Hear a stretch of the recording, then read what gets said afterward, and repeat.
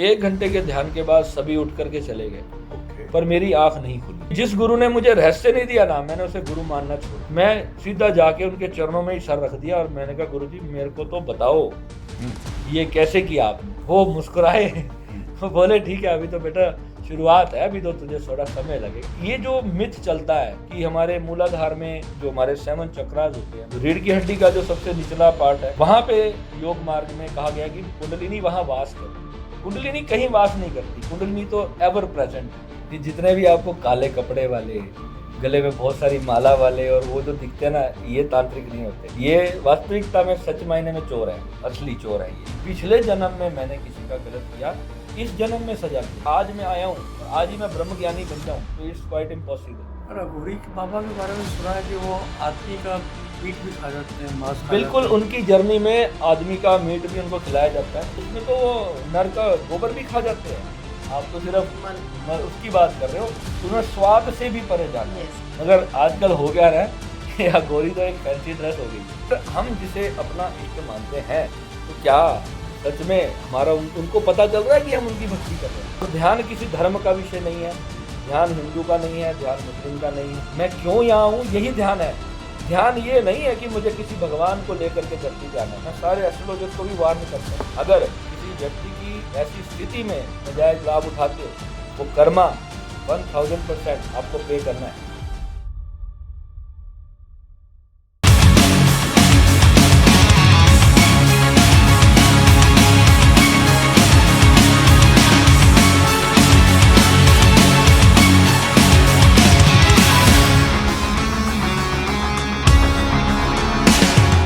आज एक ऐसी शख्सियत के साथ उपस्थित हूँ जो मल्टी टैलेंटेड पर्सनैलिटी है।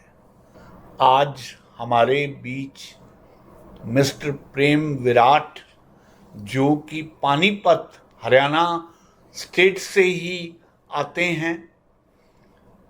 इस यंग एज में भी मैंने ये महसूस किया है कि बहुत से ऐसे क्षेत्र हैं जो हमारे जीवन से जुड़े हुए हैं, लेकिन इनसे बात करके एक बहुत तसल्ली महसूस होती है और इनको हमारे पास लाने का श्रेय रेणु किट्टू जी को जाता है, जिन्होंने पिछली बार जब हमारे स्टूडियो में आए और हमारी वर्किंग को देखा, तो इनको लगा कि आपको एक ऐसे व्यक्तित्व से मैं मिलवाऊंगी जो आपके स्टूडियो में आकर आपके मतलब की बात कर सकेंगे। साथियों, ये बातचीत सिर्फ मेरे मतलब की नहीं है, मेरी पूरी ऑडियंस के मतलब की है। इसलिए हम इनको स्टूडियो में बुला के बिठाया है और मैं, प्रवीण जी और रेणु किट्टू, तीनों लोग इनका आभार व्यक्त करते हैं। इस बात के लिए खैर मकदम करते हैं कि हमारी रिक्वेस्ट पे आप पानीपत से यहाँ तक चल के आए और हमें कृतार्थ किया। मैं तहे दिल से आपका आभार व्यक्त करता हूँ। तो विराट जी, मैं आपसे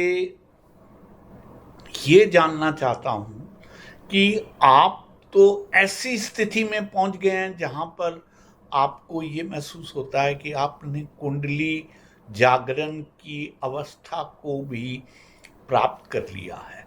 मैं अपनी ऑडियंस के लिए आपसे ये जानना चाहूँगा कि ये आपकी यात्रा कब से शुरू हुई और बीच में आपको क्या क्या मोड़ आए और किस तरह से इन सभी मोड़ों से गुजरते हुए आप इस स्थिति में पहुंचे।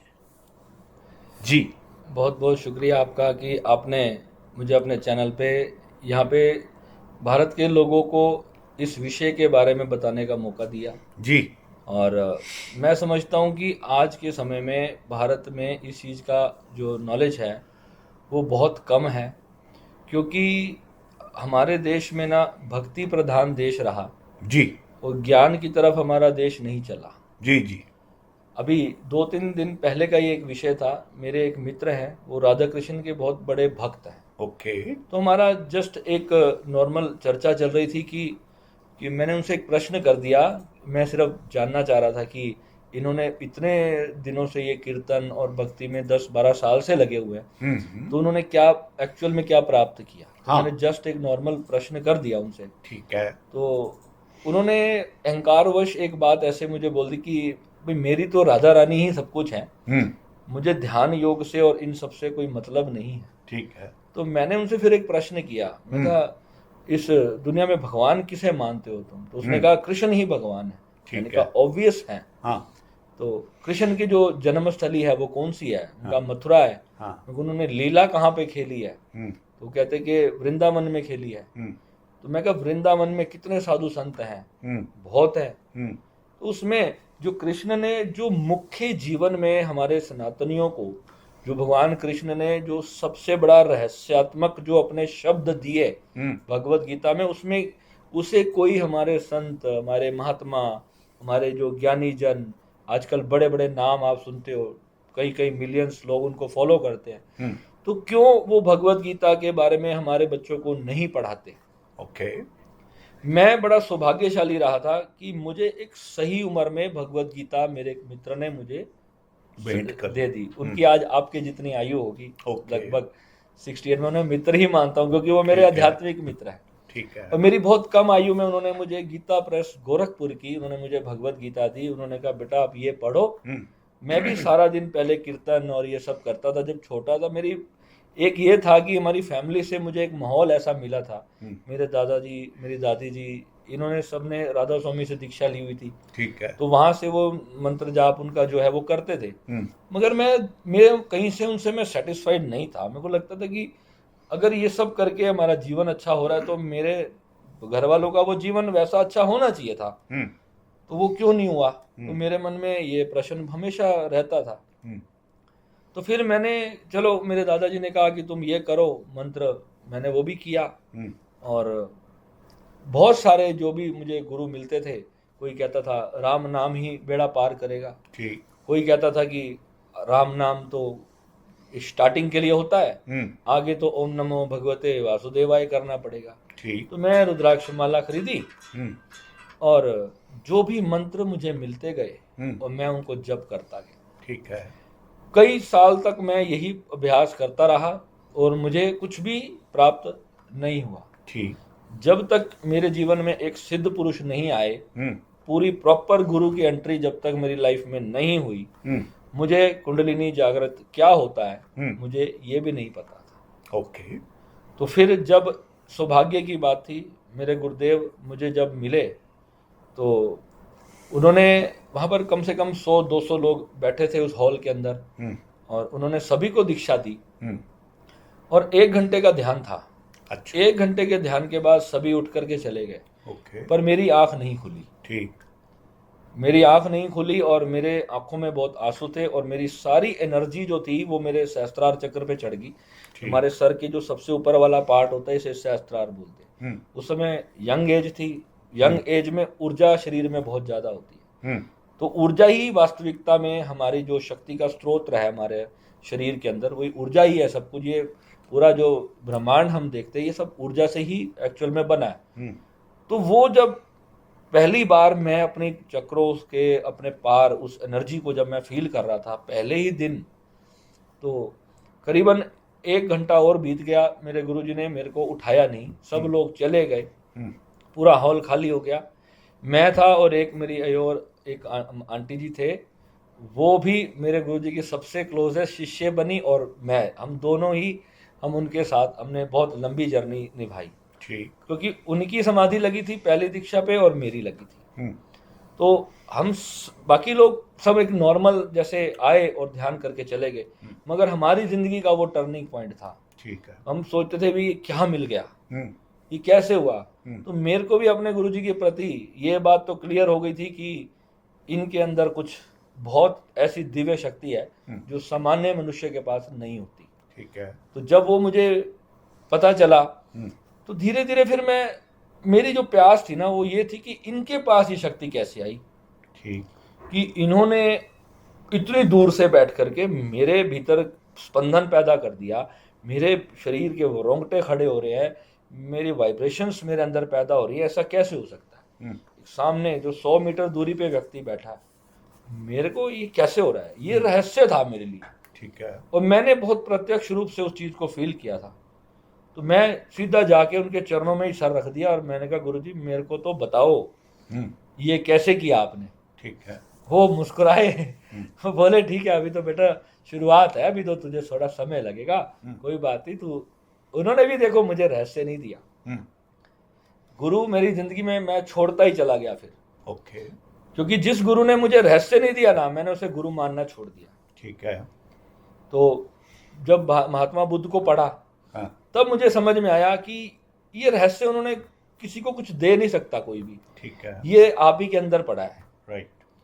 बस किसी को उसको खोलना आता है, वो आपको बता देता है ये ऐसे खुलेगा, तो वो आपका गुरु बन के बैठ जाता है, आपका मालिक बन के बैठ जाता है। फिर वो फूल मालाओं से और अपना अभिनंदन करवाना चाहता है, फिर उसको पैसा भी चाहिए लाइफ में, सब कुछ आप उसको देते रहो, तो तब तक तो आपके लिए सही है। हमारे भारत के लोगों में एक ये बड़ी प्यारी बात है कि वो जिससे भी ज्ञान प्राप्त करते हैं ना, उन्हें गुरुजी कह के संबोधित करते हैं, और ये होना भी चाहिए, अच्छी बात है। मगर जो व्यक्ति वो नॉलेज ले चुका है, वो जो दे रहा है, उसका इंटेंशन क्या है? ठीक है। उसका इंटेंशन उनका गुरु बनने का है, या उसको सच में वो जो उसने परमात्मा की जो कृपा अपने भीतर प्राप्त की है, वो सच में बांटने का भाव है उसका? क्या दुनिया के प्रति, वो दुनिया के दुख को लेकर वो सच में इतना सेंसिटिव है? और आजकल आप देखते हो रोज कितनी आप चीजें देखते हो दुनिया में हो रही हैं इस नाम पर। मगर ये चीज भी देखें तो एक मनुष्य की बॉडी है। मान लो कोई गुरु ही है, वो किसी सेक्सुअल स्कैंडल में फंस गया, तो क्यों फंसा? उसकी आप रीजन देखो कि महिलाएं क्यों जाकर के ऐसे गुरुओं के साथ अपने फिजिकल रिलेशंस बना लेती है और बाद में गुरुओं को फंसा देती है। क्योंकि दोनों तरफ गुरु घंटाल है, ना तो वो प्रेम संबंध है, ना ही वो आध्यात्मिक संबंध है, वो सिर्फ एक जरूरतों के संबंध बनते हैं। और इस तरह से जो है गुरु बदनाम होते हैं, हमारा सनातन धर्म बदनाम होता है। ना तो वो प्रेम है और ना ही वो कोई आध्यात्मिक रिश्ता है। विराट जी, मैं बीच में एक बात आपको रोकूंगा जी। हम लोग बहुत सुनते हैं कुंडलिनी खुल गई, कुंडलिनी खुल गई, एग्जैक्टली है क्या ये? कुंडलिनी जो है ना, हमारे जो हम ये नेचर है, तो हर चीज एक ऊर्जा से बनी है। किसी भी चीज को आप सपोज करो, ये एक पत्ता है, आप इसको जरा तोड़ोगे, या एक पत्थर का टुकड़ा ले लो, आप उसे तोड़ते जाओ, तोड़ते तोड़ते अंत में क्या बचेगा? जो उसका लास्ट सेल बचेगा या जो भी एटम बचेगा, जब उसको भी आप जब तोड़ दोगे तो क्या बचेगा? कुछ नहीं बचेगा। वो जो कुछ नहीं था वही वास्तविकता में ये पूरा यूनिवर्स है। वो जो कुछ नहीं है, इसी को समझना ही कुंडलिनी की पूरी यात्रा है। और कुंडलिनी प्रेजेंट है हर जगह पे, आपके अंदर, मेरे अंदर, सब एक ही है।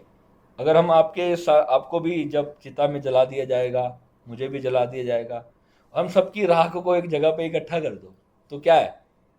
क्या हम सब अलग अलग हैं? हमारे भीतर जो ऊर्जा है वो भी एक ही है, कुछ अलग नहीं है। ये हमारा माइंड है। हमारे माइंड ने, किसी ने हिंदी पढ़ ली, किसी ने इंग्लिश पढ़ ली, किसी ने गुजराती पढ़ ली, तो वो भाषाएं बदल गई, हमारा बोलने चालने का तरीका बदल गया, हमारी ईगो अलग अलग हो गई। कोई ज़्यादा अमीर बन गया, कोई थोड़ा गरीब रह गया, किसी के पास ज़्यादा नॉलेज आ गई। जैसा उसको एनवायरनमेंट मिला, वो वैसे ही अपने आप को बड़ा छोटा समझने लगा।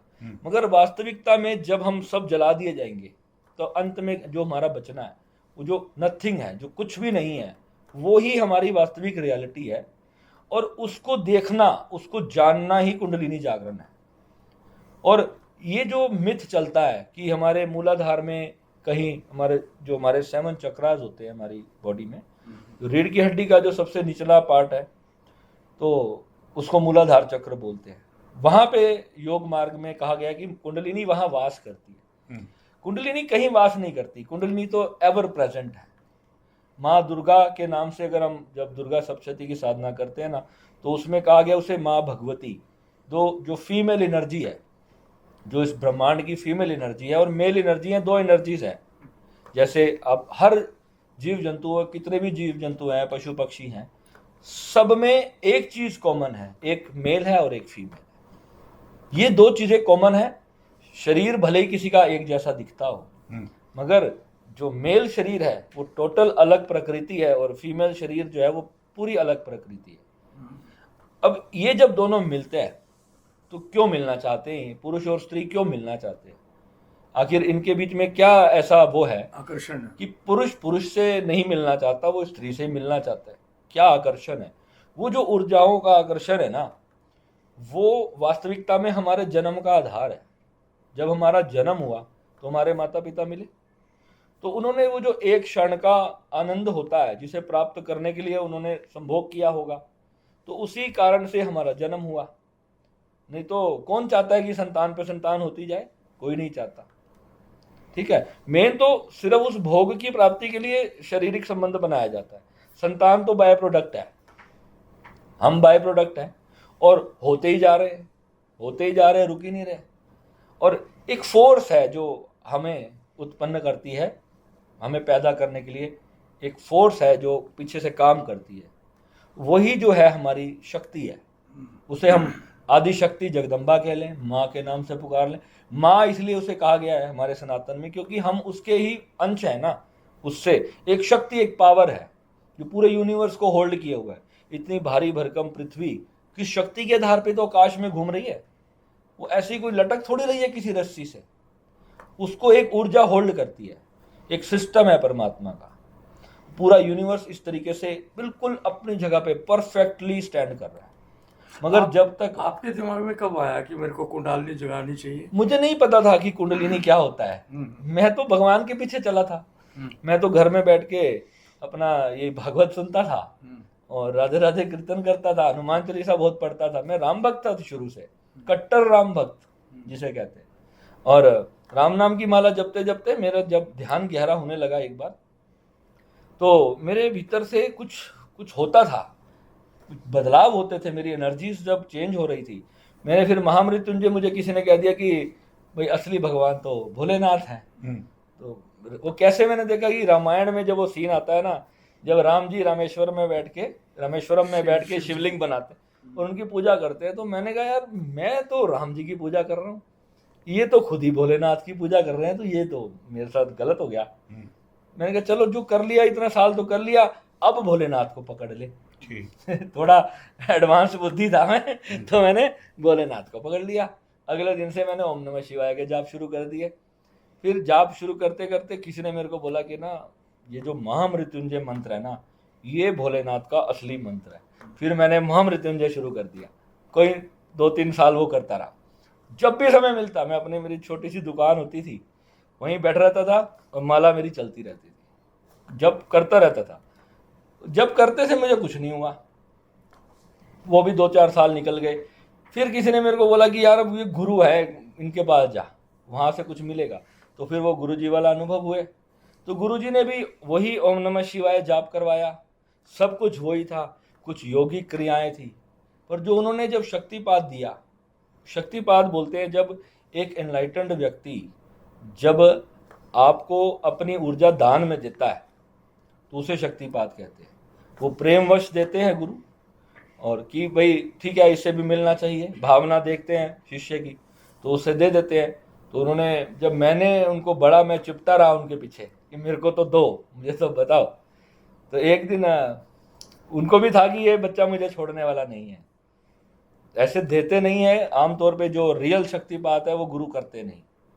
तो फिर जब मैं उनके पीछे लगी गया तो फिर एक दिन उन्होंने, मैं ऐसे ही बैठा था आराम से, तो मैं उनसे पूछूं बार बार कि गुरुजी कब करोगे कृपा, कब करोगे? कहते तू बैठ जा, अभी मैं अपने आप कर दूंगा, तू मत बोल। ऐसे चलता रहा। एक दिन मैं अपना आराम से बैठा था और मेरे सर पे किसी ने हाथ रखा।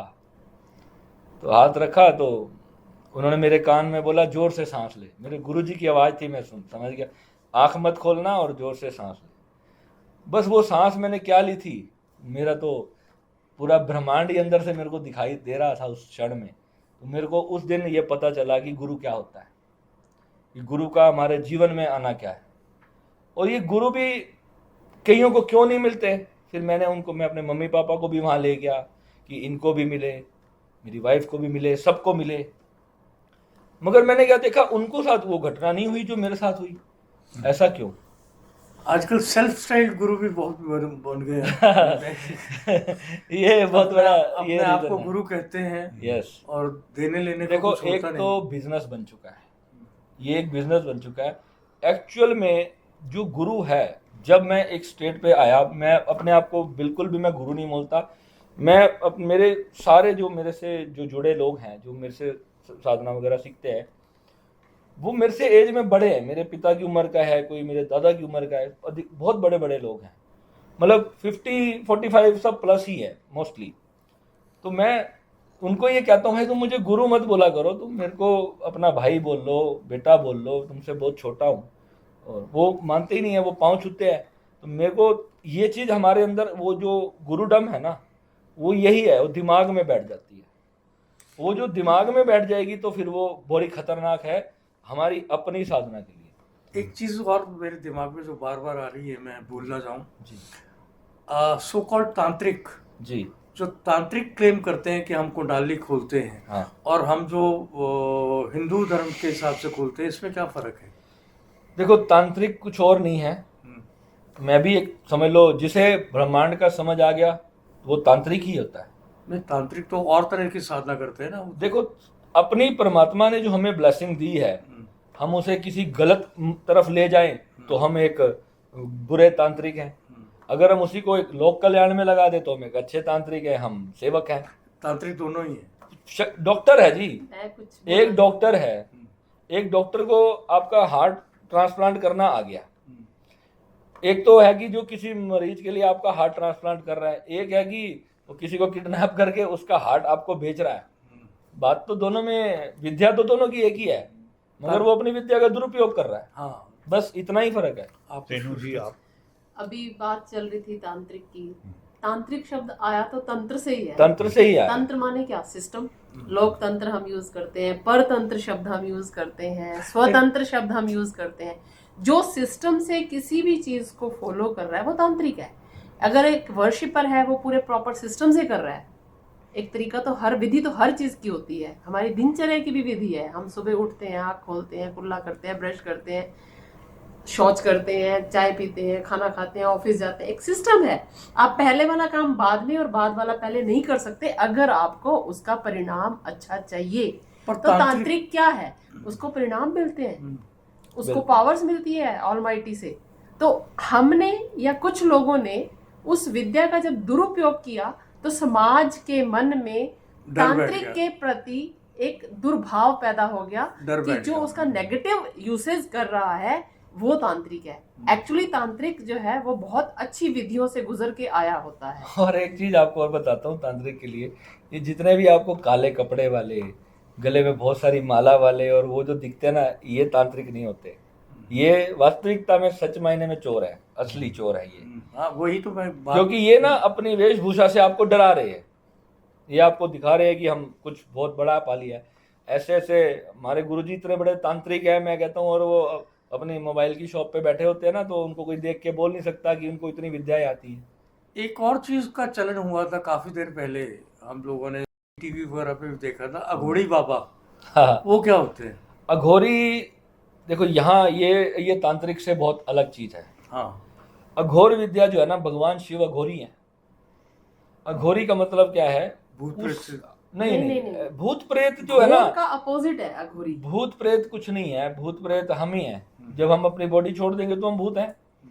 अभी हम हैं शरीर में तो हम इंसान हैं, जब छोड़ देंगे तो हम भूत हैं। एनर्जी भूत नेगेटिव भी नहीं है, हम एनर्जी हैं। भूत मतलब पास्ट। हम आत्मा हैं। जी। अगर हमारी गति नहीं की हमने संसार में रहते हुए, हमने उस सुप्रीम रियलिटी का अनुभव नहीं किया, तो फिर क्या होगा? हम सिर्फ एक एनर्जी के रूप में अपने शरीर को छोड़ेंगे, और जब उसको छोड़ेंगे भटकेगी। तो अगर हम शांत हैं, हम दुनिया में हमारा किसी के साथ झगड़ा, तनाव या कुछ ऐसा बदले की भावना हमारे भीतर नहीं है, तो हम एक ब्लेस्ड सोल बन के संसार में रहेंगे।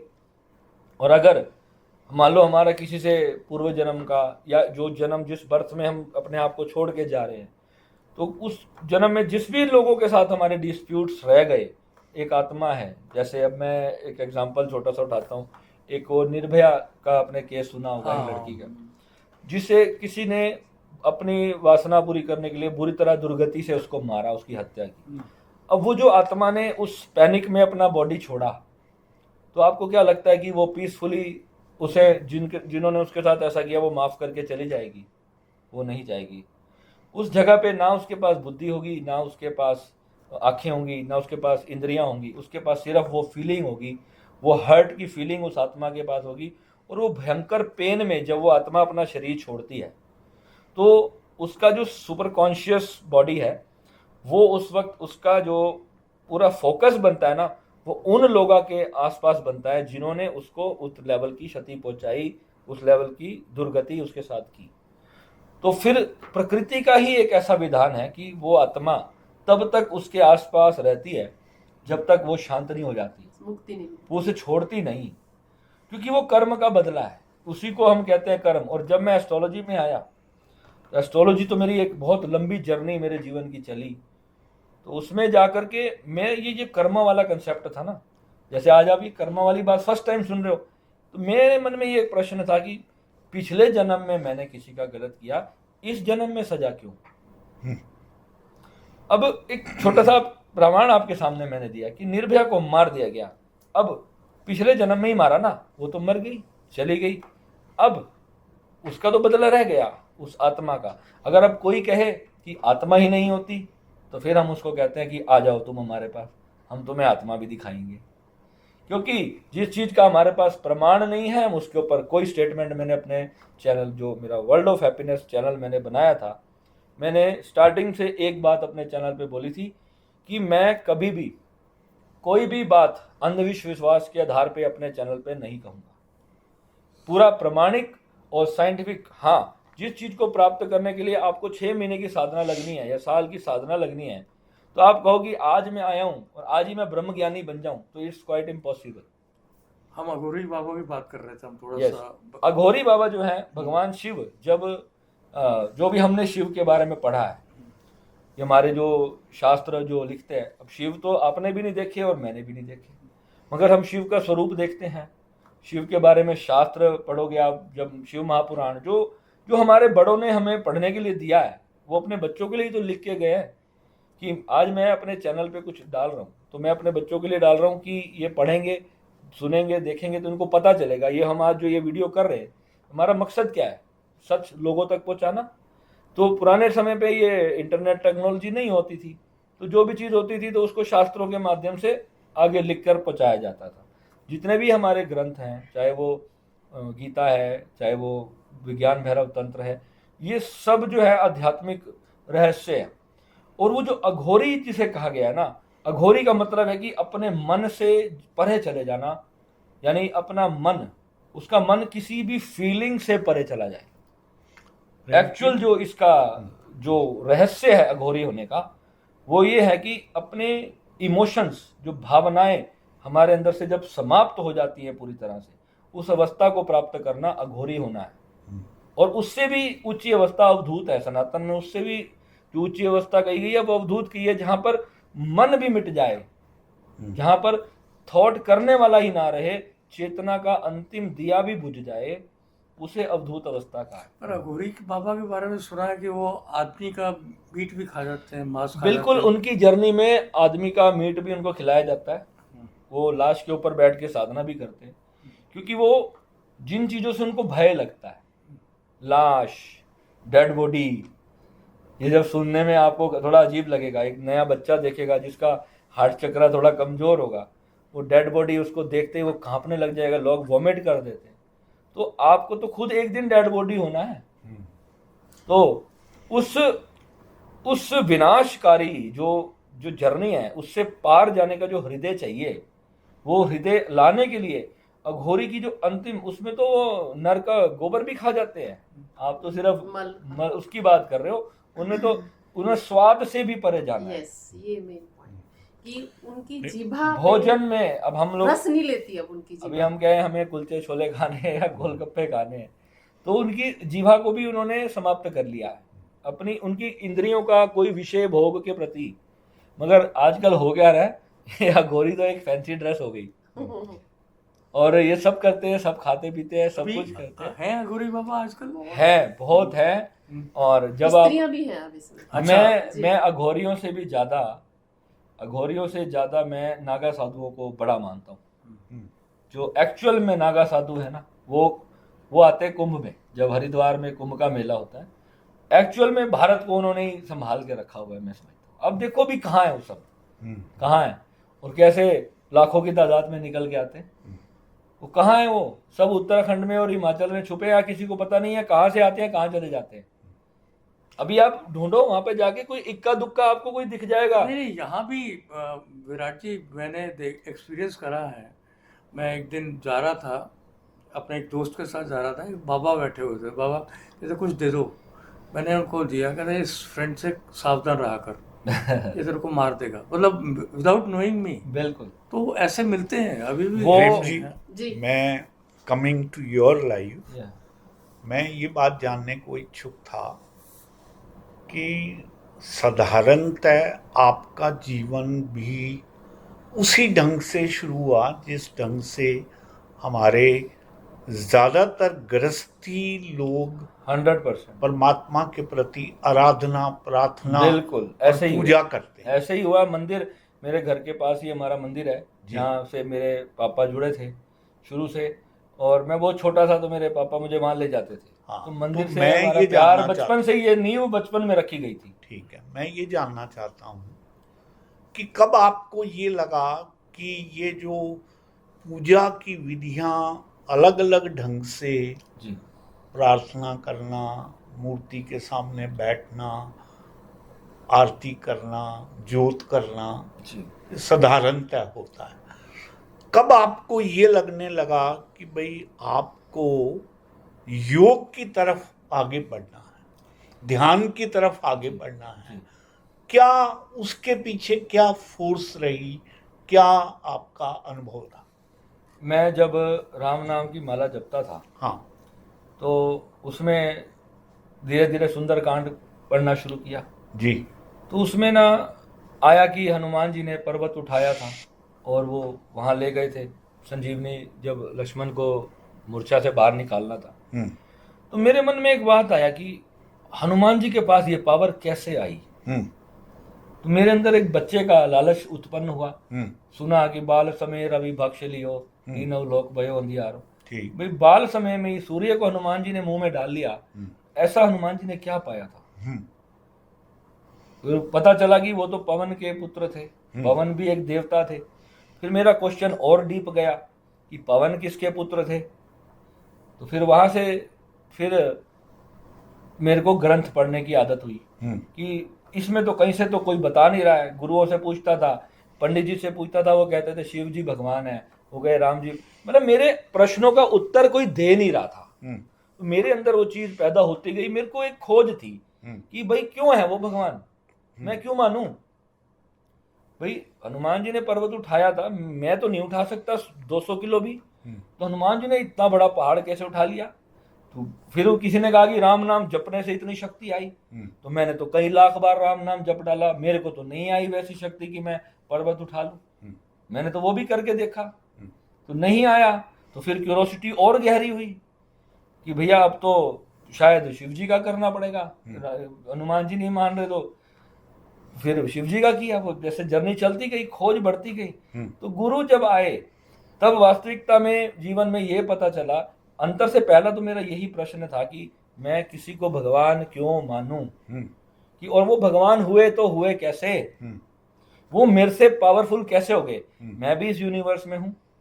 श्रद्धा और भक्ति विश्वास ये मेरे अंदर भी कूट कूट के, जैसे आप भगवान को मानते हो, आपके भी ऑफिस में मैंने देखा, मेरे घर में इससे भी बहुत बड़ा मंदिर है। ठीक है, मैं माता रानी को बहुत ज्यादा मानता हूँ। हमारे घर में इतने साल से अखंड ज्योत जलती है। ठीक, मगर हम जिसे अपना इष्ट मानते हैं, तो क्या सच में हमारा उनको पता चल रहा है कि हम उनकी भक्ति कर रहे हैं? मेरे को ये मेरा सवाल था कि मेरी भक्ति वहां जा भी रही है या नहीं, या मैं ऐसे ही मान लो मैं अब आप ऑफिस में बैठे हो 4थे फ्लोर पे, मेरे को आपसे मिलना है और मैं नीचे तक आया और मैं नीचे से ही आपका आवाज लगा लगा के चला गया, आपको क्या पता चला कि प्रेम विराट आया था, वो तो चला गया भाई आवाजें लगा लगा के। आप तक मेरा संदेश पहुंचना चाहता था मैं, तो उसका मुझे जो रास्ता दिखा, ठीक है, जब हनुमान चालीसे से नहीं हुआ, माला जपने से नहीं हुआ, महामृत्युंजय से भी नहीं हुआ, फिर दान पुण्य मैंने दबा के किए, जब कमाता था तो एक कॉपी बनाई थी, 10% अपना करना शुरू किया, तो उससे वो बढ़ने लगा, क्योंकि गरीबों की दुआएं लगने लगी, वो बढ़ने लगा। मैं 10,000 रुपये कमाता था तो 1,000 रुपये दान करता था, 6 महीने बाद देखा तो मेरा तो 10% जो था ना वो 1 लाख क्रॉस कर गया। ठीक, तो मजा आने लगा मेरे को, मैं कहा यार ये तो भगवान की पार्टनरशिप तो बहुत बढ़िया फल रही है। तो मैं कहा चलो भोले बाबा जैसे चला रहे हो चलाए रखो, मगर अंदर से जो एक गहरी प्यास थी ना कि वो मुझे जानना है एक्चुअल में सीक्रेट क्या है, कि मेरे को जो दुख मिले जिंदगी में वो क्यों मिले, जो धोखे हुए मेरे साथ वो क्यों हुए, वो जो लोग मेरे साथ अच्छा करते हैं वो अच्छा क्यों करते हैं, कोई बुरा करता है तो वो क्यों करता है, किस कारण से ये ही मेरे माता पिता बने, ठीक, कोई व्यक्ति इतना गरीब है तो गरीब क्यों है, ये सारे सवालों ने ना मेरा दिमाग में ना पूरा एक हलचल मचा दी थी। ओके, तो फिर वो जो खोज थी ना वो मेरी शांति जब पूरा एक बार जान लेने के बाद ही जाके रुकी। अब मैं पूरी तरह से शांत हूँ, अब दुनिया जाए भाड़ में, मुझे कोई मतलब नहीं है, मैं अपना सुबह उठता हूँ अपना उसी में लीन हो जाता हूँ, जो मेरे से जुड़ता है उनसे भी मैं खूब प्यार करता हूँ, उन्हें भी अपनी जो मुझे भोलेनाथ से मिलता है, भोलेनाथ मैं जिसे कहता हूँ इस अस्तित्व को मैं भोलेनाथ के नाम से बोलता हूँ, ठीक है, क्योंकि वो है ही भोला। तो निष्कर्षतः आप हमारे ऑडियंस को या हम लोगों को क्या संदेश देना चाहते हैं कि कोरी भक्ति करने से पार नहीं पड़ती, अंततः आपको ध्यान में उतरना पड़ेगा जी, तभी आपको कोई रास्ता, कोई जो है वो लक्ष्य मिलेगा, अदरवाइज आप हासिल नहीं कर सकते। देखिए ध्यान भी ना जब तक आपका समय नहीं आएगा आप नहीं करोगे, ठीक, क्योंकि कोई इंसान है उसकी एक जर्नी चल रही है, और वो जब उसकी वासनाएं इच्छाएं जब वो उनसे जब भर जाएगा तभी कोई इस रास्ते पर चलता है पहली बार। ओके, और इसमें भी फिर उसकी कई जन्मों की यात्रा है, ये नहीं है कि आज ही उसको सब मिल जाएगा। ठीक है, और पूर्व जन्मों के संस्कार बहुत बड़ा रोल निभाते हैं। अभी तो जो हमारी आत्मा है ना, जो सच में इस यूनिवर्स को एक्सपीरियंस करना चाह रही है, तो अभी जो हमने नहीं पाया है वो हमारी आत्मा जब तक उसको एक बार रैलिश कर नहीं लेगी तब तक उसे संतुष्टि नहीं आएगी। मगर ध्यान क्या करता है, ध्यान आपकी इच्छाओं को मिनिमाइज करता है, यानी जो आपकी इंद्रियां है ना वो विषयों की तरफ, भगवान ने गीता में सब पहले ही बता दिया, मैं उसको थोड़ा और ऐसे करके बता दूं कि इंद्रियां जो हैं वो भोग के विषय में आसक्त है। अब जब तक हम ध्यान नहीं करेंगे तब तक हमारी जो इंद्रियां हैं वो भोग के प्रति व्याकुल रहेंगी, और व्याकुल व्यक्ति कभी ध्यान नहीं कर सकता। और ध्यान किसी धर्म का विषय नहीं है, ध्यान हिंदू का नहीं है, ध्यान मुस्लिम का नहीं है, ध्यान तो ध्यान है कि मैं हूं कौन, बस यही ध्यान देना है, मैं क्यों यहाँ हूं यही ध्यान है। ध्यान ये नहीं है कि मुझे किसी भगवान को लेकर के धरती पे आना है, ध्यान का मतलब सिर्फ इतना है कि मैं इस पर ध्यान दूं कि वाई आई एम बॉर्न, बस यही क्वेश्चन पे ध्यान होना चाहिए, तो ध्यान अपने आप सिद्ध हो जाएगा। क्योंकि ये अंतर की जो यात्रा है ना ये आपको लीड करके उस जगह पे ले जाएगी, अपने आप सही खोज पे सही मार्गदर्शक आ जाएंगे, सही गुरु मिल जाएगा, सही विधियां मिल जाएंगी, सही टीचर आ जाएंगे, जीवन में अच्छी बुरी घटनाएं होंगी, आपको अपने आप आपकी डेस्टिनी वहां पर ले जाएगी। और एस्ट्रोलॉजी के अंदर तो ये आ जाता है कि भाई कौन व्यक्ति इस आध्यात्मिक यात्रा में चलेगा। जैसे मैं अभी सर की कुंडली इन्होंने मुझे दिखाई तो मैंने इन्हें बताया कि आपका जो लग्नेश है ना वो 12th हाउस में चला गया। ठीक, तो इसका मतलब क्या है कि लग्न हमारा जो है वो गुरु, इनके लग्नेश बृहस्पति है, बृहस्पति लग्नेश बहुत अच्छी बात है, और 12th हाउस में वैसे बहुत अच्छे होते हैं, मगर स्पिरिचुअलिटी के लिए बृहस्पति का 12th हाउस में होना वो अच्छा नहीं है। उसका रीजन क्या है कि व्यक्ति का जो ध्यान है ना वो आध्यात्मिक विषयों पे कम होता है। ठीक है। तो इनको मैंने एक छोटी सी रेमेडी बताई कि आप जो है गोल्ड की चेन आप गले में डालें। ठीक है। तो गले फर्स्ट हाउस जो है हमारा, ये हमारा लगन है, हमारा शरीर है, हमारी बुद्धि है। तो बृहस्पति की जो एनर्जी जो 12th हाउस की तरफ जा रही है वो फर्स्ट हाउस की तरफ आने लगेगी, मन केंद्रित होने लगेगा, हमारे चक्रास अलाइन होने लगेंगे धीरे धीरे। इसके लिए कोई बहुत बड़ा रेमेडी करने की जरूरत नहीं, सिर्फ केसर का तिलक लगाने से भी ये हमारे जो सनातन की जितनी चीजें हैं, रेड कलर का कलावा बांधते थे, वो इसलिए होता है कि मंगल जो है वो हमारा 3rd हाउस की तरफ एनर्जी दे। तो ये जो सारी चीजें हैं ये पूरी साइंटिफिक हैं, और जो हम स्टोन्स वगैरह ये जो हम पहनते हैं जितने भी, ये सब उसी जो रश्मियां हैं हमारी बॉडी के चारों ओर, जो ऑरा इन एनर्जी हैं, उन्हीं में जो सा कलर हमारे अंदर कम होगा, लाइक जैसे किसी का चंद्रमा वीक है तो वो व्यक्ति बहुत ज़्यादा, मेरा जैसे चंद्रमा है, मेरा खुद का बहुत वीक है, तो मैंने अपने चंद्रमा को स्ट्रॉन्ग करने के लिए बहुत कुछ करता हूँ। ठीक। भावुकता बहुत ज़्यादा आती है, वो सेंसिटिविटी बहुत ज़्यादा होती है, तो जरा सा भी दुख जो है ना दिल को लग सकता है, जान जा सकती है व्यक्ति की, उतनी भावुकता हो जाती है। जैसे किसी को सदमा लग जाता है, हार्ट अटैक आ जाता है, वो कारण यही होता है कि जब उससे कोई बहुत करीबी चीज़ छिन जाए, कि उसका अपना दुनिया से चला जाए, सडनली उसे अचानक न्यूज़ मिल जाए। तो जिसका चंद्रमा वीक होता है तो हम उसे बोलते हैं कि रात को जो है वो खीर चांदनी रोशनी में भिगो करके चांदी के टुकड़े उसमें गर्म करके डालो, ठंडा करो और उसको खाओ, तो उससे आपका मून एनर्जी स्ट्रांग होगी, आपका मन स्ट्रांग होगा। और ये प्रमाणित चीज़ें हैं सारी। जब आप डॉक्टर के पास जाते हो, अगर मान लो किसी को मेंटली कोई वीकनेस है, जब आप उसकी दवाई को स्टडी करोगे ना, उसकी दवाई में क्या है, तो आप देखोगे कि वो चांदी को ही खिलाया जा रहा है, उसको चांदी की भस्मी खिलाते हैं आयुर्वेद में, कवच वाली बर्फी कवर वाली बर्फी। तो वो जो चीजें हैं, अब गोल्ड की जो ये भस्में है, ये क्या है, हमारे बृहस्पति को ही स्ट्रॉन्ग करती है। ठीक। सब चीजों का पूरा वैज्ञानिक और ज्योतिष का जो है ना एक ही वो है। और मैं जितना इसको स्टडी करता गया हूँ तभी मुझे समझ आया।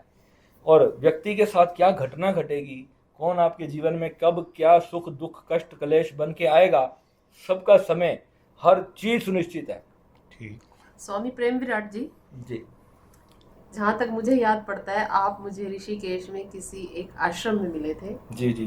तो मैं समझती हूँ कि आपकी ओशो की यात्रा भी बहुत रही होगी। बहुत बहुत यात्रा रही। आप थोड़ा उसके बारे में हमें बताएं। ओशो के बारे में मैं अब आपको बताता हूँ कि मेरी ओशो में मेरी एंट्री कैसे हुई। मैं जब अपने शिव साधना किया करता था तो एक मेरी फेसबुक पे एक मित्र बनी, वो ओशो सन्यासिनी थी।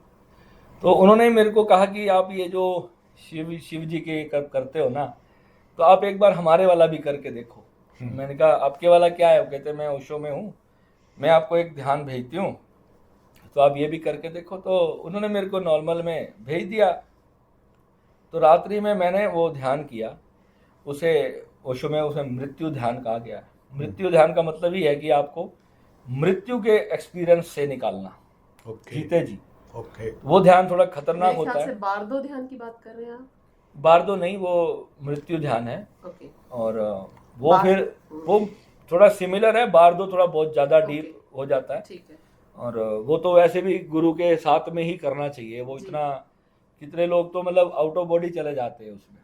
तो मेरे साथ जब उन्होंने मुझे दिया वो मेडिटेशन, तो रात्रि में मैंने वो किया, तो मेरा वो पहला ही एक्सपीरियंस आउट ऑफ बॉडी मेरे को हो गया, क्योंकि मेरा पहले बहुत अभ्यास रहा था। और वो सडनली जब टेक्निक जो होती है ना, जो एक गुरु के मास्टर ने जो हमें टेक्निक्स दी हुई हैं, तो वो बड़े पुराने काल में, ये बुद्धों के ज़माने से, बुद्धिज़्म के ज़माने से हमारे विश्व में है। वो छुपी पड़ी हैं सब। अब जो उनको रिवील कर करके लाए हैं, वही हमारे लिए सबसे यूजफुल लोग हैं इस सृष्टि में। और उनको जन जन तक पहुंचा दें हम सिर्फ, आप उस प्रैक्टिस को करोगे, आपको जरूरत ही नहीं है मेडिकल में डिप्रेशन की गोलियां खाने की या कुछ करने की जरूरत ही नहीं पड़ेगी आपको। और किसी से पूछ के देखना जिसे सच में डिप्रेशन हो, उसकी क्या स्थिति होती है। हाँ ठीक। डिप्रेशन वाला व्यक्ति वो कभी अपनी भी जान ले सकता है, वो किसी की भी ले सकता है, क्योंकि उससे पूछने की जरूरत है कि उसे क्या घटना घटी है उसके साथ, क्यों उसका मन दुखी है, उसे कोई आजकल किसी के पास समय ही नहीं है। लोग यूट्यूब पे ढूंढते हैं, और यूट्यूब पे भी अगर मान लो गलत चीज़ परोस दी जाए तो मैं समझता हूँ ऐसे लोगों के साथ एक तरह से बहुत बड़ा घात है। और लोग ऐसे लोगों का ना एस्ट्रोलॉजर भी बहुत फायदा उठाते हैं। वे देखते हैं, एस्ट्रोलॉजर को पता चल जाता है कि इस बेचारे की कुंडली में ये बड़ी प्रॉब्लम है, उसको और ज़्यादा डराते हैं, और ज़्यादा डरा के उससे और ज़्यादा पैसा लेने का भाव रहता है। सोच होनी चाहिए एस्ट्रोलॉजर की कि मैं अपनी एक माँ बन के क्या इस बच्चे की कोई सहायता कर सकता हूँ, तो भी वो एस्ट्रोलॉजर होने का अधिकारी है। और एस्ट्रोलॉजी, मैं सारे एस्ट्रोलॉजर्स को भी वार्न करता हूँ, अगर आप ये जानते हुए किसी व्यक्ति की ऐसी स्थिति में नाजायज लाभ उठाते हो, वो कर्मा 1000% आपको पे करना है, ठीक, इसी जन्म में करना। और हमारे गुरुजी तो कहते हैं कि एस्ट्रोलॉजी से अगर आपने 100 रुपए कमाए हैं तो 70 आपको दान करने हैं। दान वाला हाथ तो आपका रुकना ही नहीं चाहिए।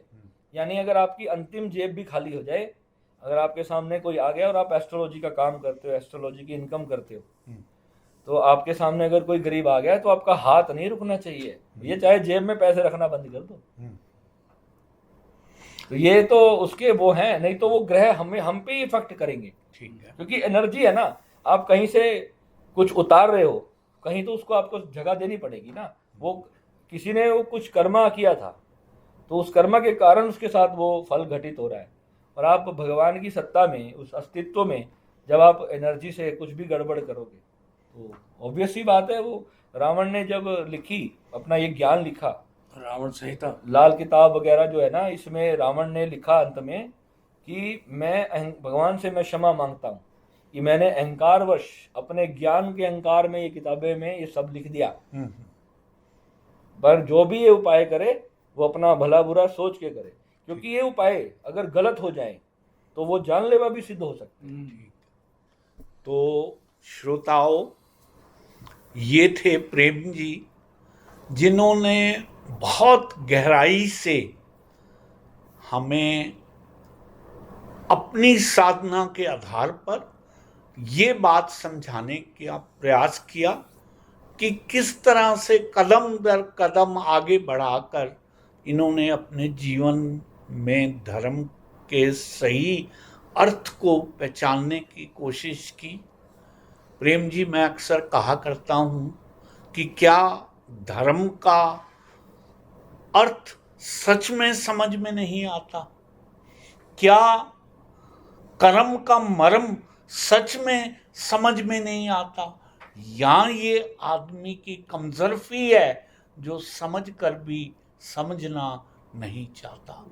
तो आपकी वार्ता से मैं समझता हूँ हमारे श्रोताओं को ये बात बड़े अच्छे से समझ आ गई होगी कि अगर आप वास्तविक रूप से उस सच्चे के रास्ते पर चलना चाहते हैं तो उसके लिए आपको एक लंबी साधना, आराधना करनी होगी।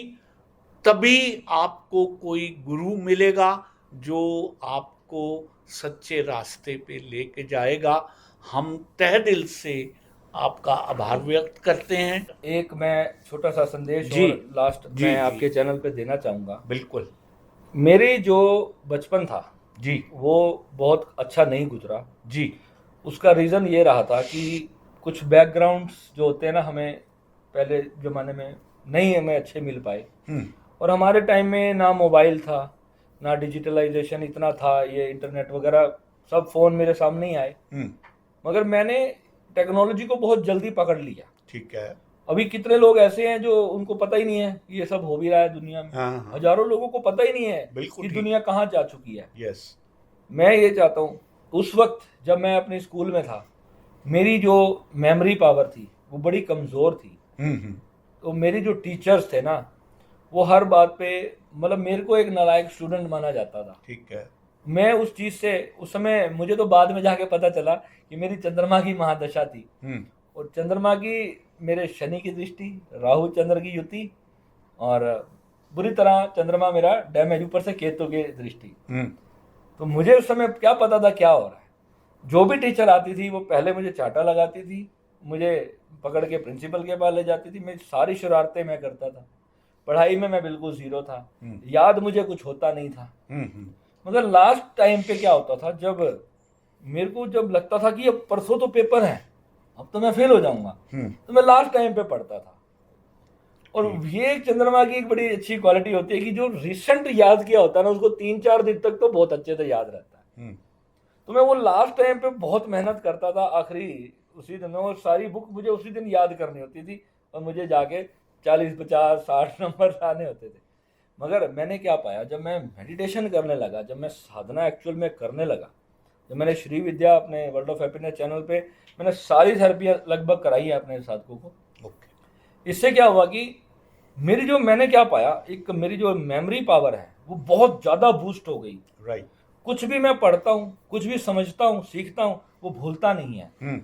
और यूनिवर्स हमारे अंदर अपने आप रिवील होता है, ठीक, अपने आप अंदर से सबकॉन्शियसली हमें उस चीज़ों का ज्ञान परमात्मा देना शुरू करता है।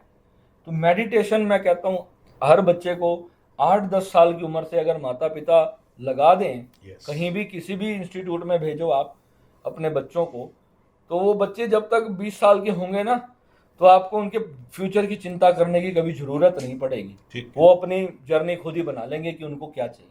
बिल्कुल, मेडिटेशन इतना बड़ा जो खजाना है, ये बहुत बड़ा टूल है, और यही हमारी जीवन का सार है।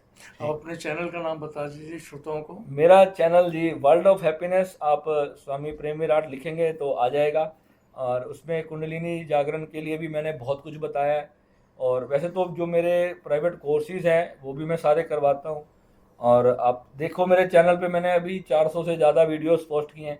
अगर आप सारे वीडियोस ही सिर्फ देख लोगे तो आपको अभी इस वीडियो में हम कितना चर्चा कर पाए, बहुत छोटी सी चर्चा मैं मानता हूँ, और उसमें भी मैंने उस 400 वीडियो का एक निचोड़ डालने की कोशिश की है जितने समय में मैं बता सकूं, क्योंकि आपने कहा कि आपकी जर्नी कैसे शुरू हुई। तो ये तो बताने की तो बहुत बड़े विषय है, कैसे शुरू हुई। हर व्यक्ति सुनना चाहता होगा कि कैसे शुरू हुई। मैंने अपने चैनल पे सब डिटेल में बताया हुआ है कि कैसे मैं भी एक ऐसी एक लड़के जैसे होते हैं वैसे ही हूँ मैं भी, मतलब ड्रिंक, नॉन वेज, घूमना फिरना, लड़कियां, ये सब मेरी भी लाइफ का एक पार्ट रहा है जी। मगर मैं कभी ये सब चीजें अपने श्रोताओं से, जो मेरे व्यूवर्स हैं, मैंने उनसे अपना जीवन कभी छुपाया नहीं। ठीक है, मैंने हमेशा उनको बताया कि ये जिंदगी का एक हिस्सा है, मनुष्य के शरीर में है, इसके परे बहुत कुछ है जो हम मिस करके चले जाते हैं, और इसी में हम अपनी जिंदगी को नष्ट कर देते हैं। एक्चुअल जो ट्रुथ जो पाने का है वो सच में प्राइसलेस है। जिसने वो नहीं पाया तो ये पाना भी फिर शून्य है, ये फिर मूल्यलेस है, जीरो है, ये फिर किसी काम का नहीं। प्रेम जी, आपकी कही हुई बातें मुझे प्रेरित कर रही हैं मेरी एक रुबाई कहने को और वो रुबाई है कि छोड़ बाहर को मन को देख, छोड़ बाहर को मन को देख, भीतर है जो धन को देख, क्यों भटके है मंदिर मस्जिद, अपने भीतर फन को देख, अपने भीतर फन को देख। तो साथियों, हमारा भी मन ये कर रहा है कि हम प्रेम जी के साथ और लंबा बैठें, लेकिन अपने इस लालच को इसलिए रोक रहा हूँ कि आने वाले समय में हम पुनः प्रेम जी को अपने पास बुलाएंगे और इनसे इस तरह की भीतरी ज्ञान की बहुत सी गहरी बातों के ऊपर बातचीत करेंगे। इन शब्दों के साथ पुनः आपका आभार व्यक्त करते हुए आप सबको प्रणाम करते हैं।